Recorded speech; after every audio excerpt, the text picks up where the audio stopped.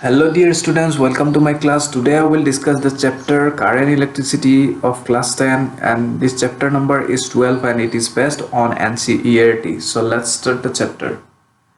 So at first you think, what is current? What do you mean by current? Current means the movement of any objects or any materials, just like water. So water is flowing through a river. So there is a current in water. Air is blowing somewhere, so current is also there in the air. So all the materials or the objects which are moving, current is associated with that.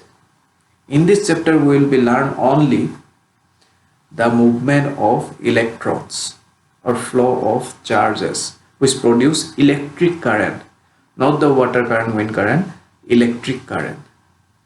So for electric current we have a formula. So the formula for electric current is I equal to Q by T. So this is the formula for electric current, and here Q is the total amount of charge and I is the time. That means suppose an amount of charge is flowing through a conducting material, then rate of flow of that amount of charge or rate of flow of electric charge through a conductor, it is called electric current. Rate means with respect to time. It is changing with respect to time. So it is called rate of flow. Suppose amount of charge is flowing through a conductor from this point to that point. It requires time t to move from position this to that.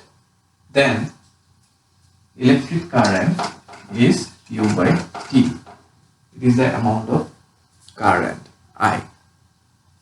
So this amount of charge is not a single electron, it is amount of electron.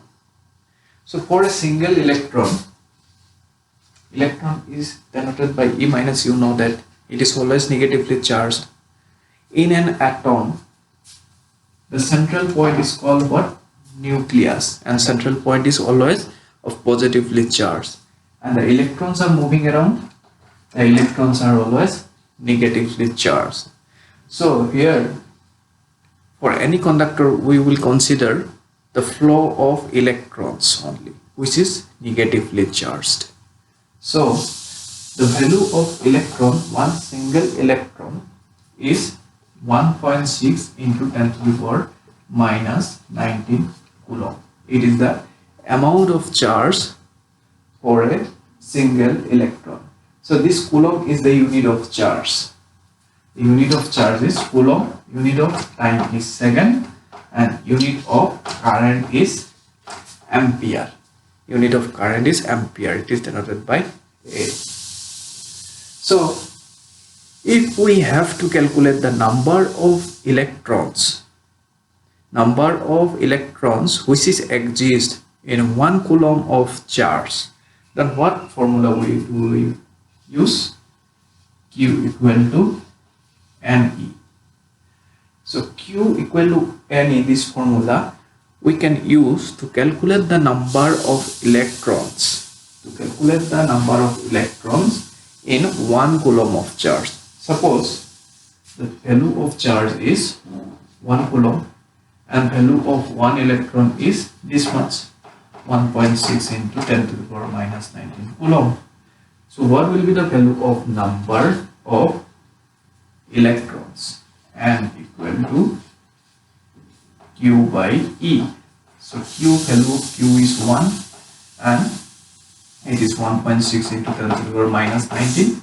So number of electron will be 6.25 into 10 to the power 80. This is the number of electron which is exist or remain in 1 coulomb of charge. Okay. So this is the basic formula for electric current, I equal to Q by T. So let us discuss the next topic. The next topic is potential difference. So what do you mean by potential difference? Potential difference means something difference is there. So how does the potential difference created? So in our nature, suppose in case of temperature, so temperature, it has a tendency always it flows from higher temperature to lower temperature.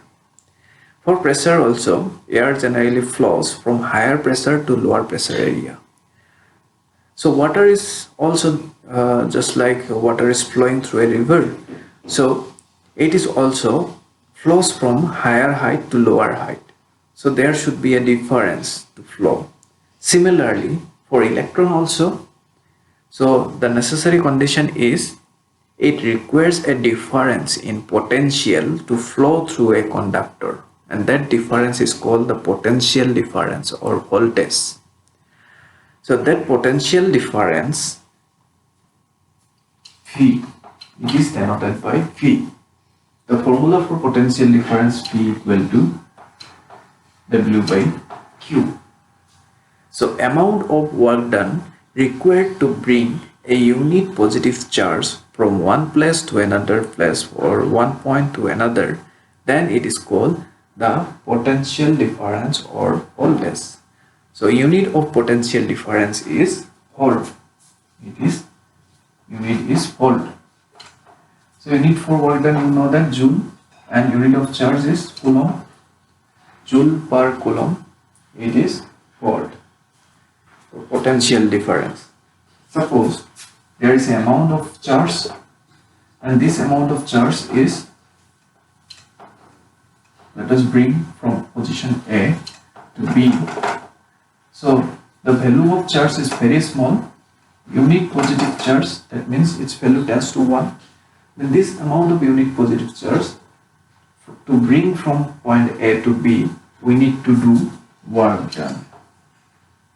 So this amount of work done required to bring this unit positive charge from one point to another point, it is called the potential difference.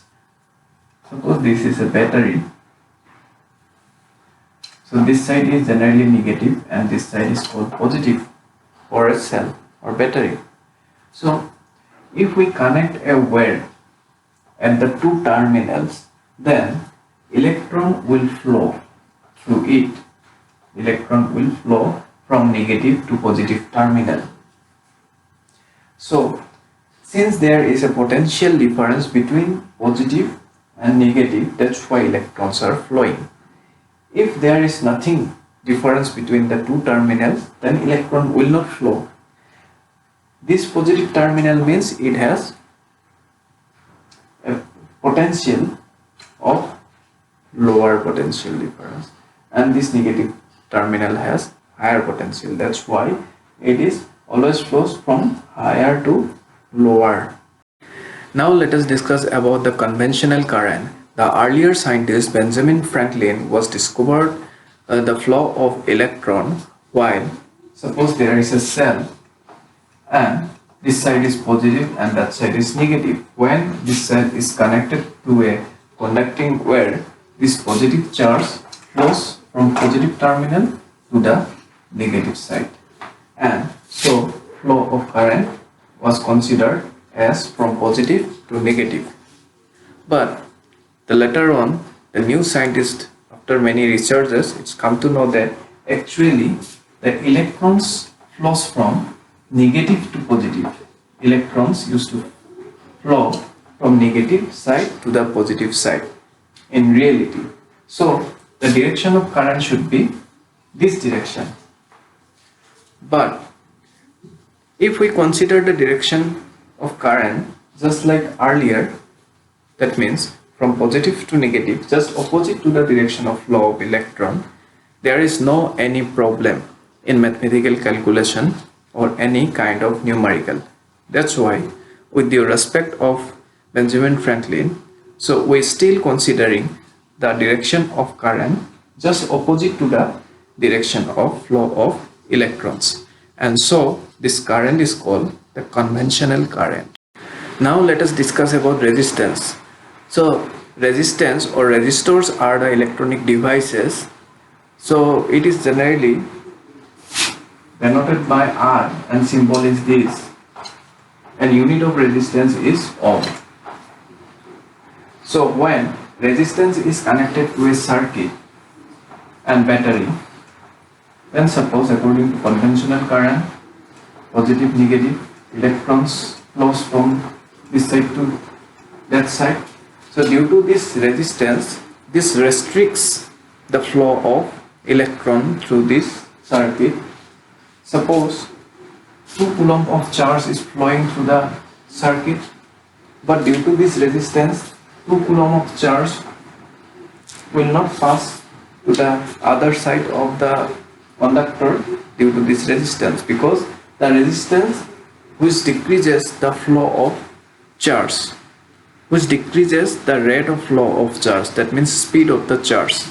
Suppose there is a national highway and a narrow bridge is there, and again national highway is there.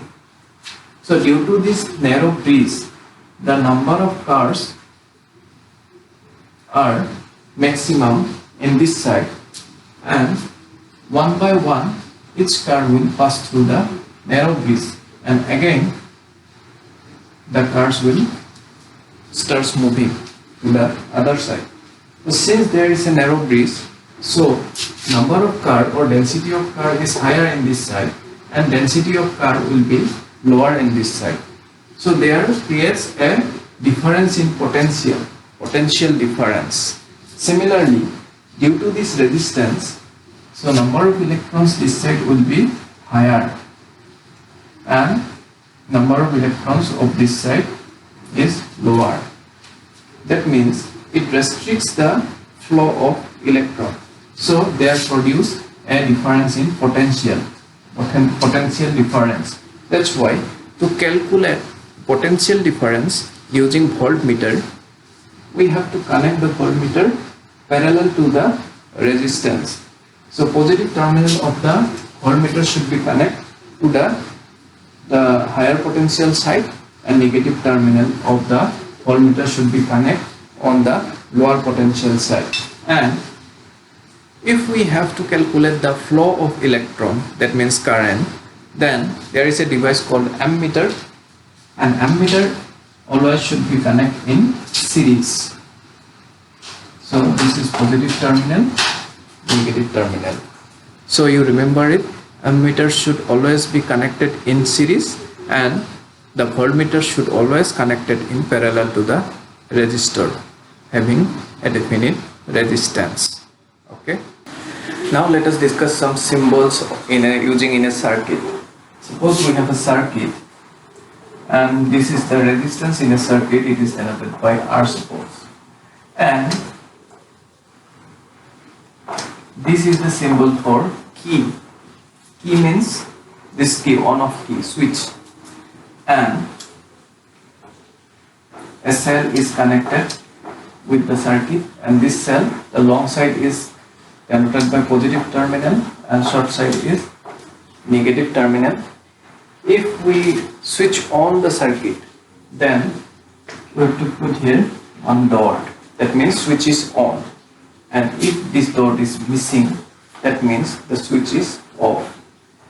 Again, if we have to connect a bulb or light to the circuit, then we can draw like this, or we can draw also like a bulb.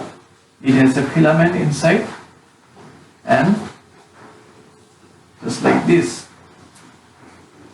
And suppose there is a junction between these two sides and that side also. So that junction, at that junction we have to put just like a dot.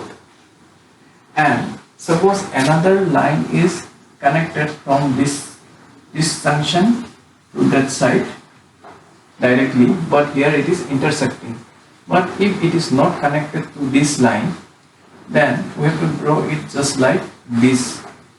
That means this wire is not crossed with the other wire. That means there is no connection between these two wires. So we have to use the symbol like just like this. Again, suppose in that circuit we are connecting a resistance, variable resistance. Variable resistance means just like a regulator of fan, just like this. That means the resistance can vary. Variable resistance, that is called rheostat. So that rheostat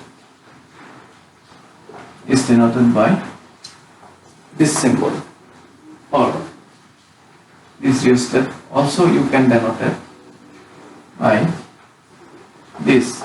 That means it can vary the value of resistance. So resistance may be different value, 1 ohm, 2 ohm, 3 ohm. So different kind of value we can change by changing the value of variable resistance, which is known as rheostat. Now the next topic is Ohm's law. So what is Ohm's law?